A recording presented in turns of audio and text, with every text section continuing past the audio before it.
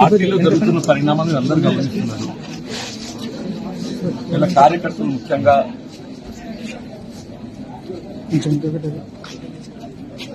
అంటే వాళ్ళు ఏ విధంగా మనస్తాపానికి గురైన వాళ్ళు ఏ విధంగా బాధ వ్యక్తం చేస్తున్నారు. కార్యకర్తలు ఏదైతుందో ఈ రెండు ఎన్నికల్లో కూడా ఆశించిన ఫలితం పొందలేని పరిస్థితులు కొంత అదంతా బాధతో ఉన్నట్టు పరిస్థితులు.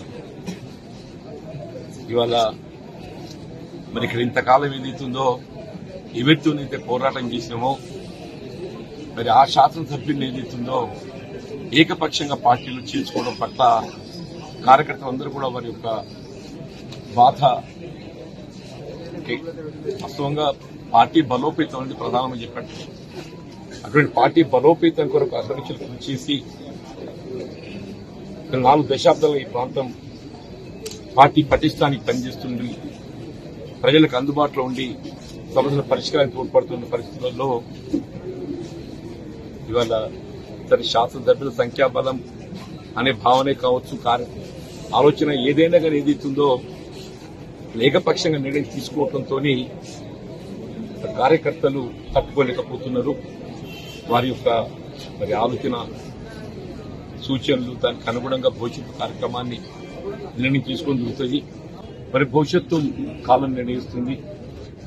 భవిష్యత్తు నిర్ణయం ఏదైతుందో కాలం నిర్ణయిస్తుంది, దానికి అనుగుణంగా ముందుకు ఇప్పుడు శ్రీధరబాబుతో మీరు మాట్లాడారు కదా, మీరు అంటే ఆయన సమ్మతించారా?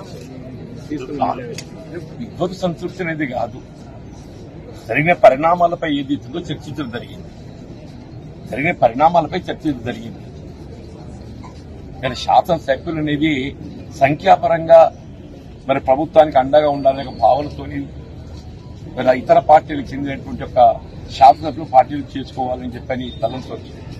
కానీ ఆ చేరిక అనేది ఆ ప్రాంత కార్యకర్తల యొక్క మనోభావాలను కూడా గౌరవించాల్సినటువంటి బాధ్యత పార్టీపై ఉంటుందని చెప్పని నేను భావిస్తాను. చెప్పండి, దశాబ్ద కాలం తెలంగాణ రాష్ట్రం ఏర్పడినప్పటి నుండి కూడా మరి ఈ ప్రాంతంలో కాంగ్రెస్ పార్టీ బలోపేతం కొరకు కృషి చేసినటువంటి కార్యకర్తల మనోభావాలకు భిన్నంగా కేవలం శాసనసభలు సంఖ్యాబలం అనే యొక్క భావంతో చేసుకోవడంతో వీళ్ళ కార్యకర్తలు అభిమానులు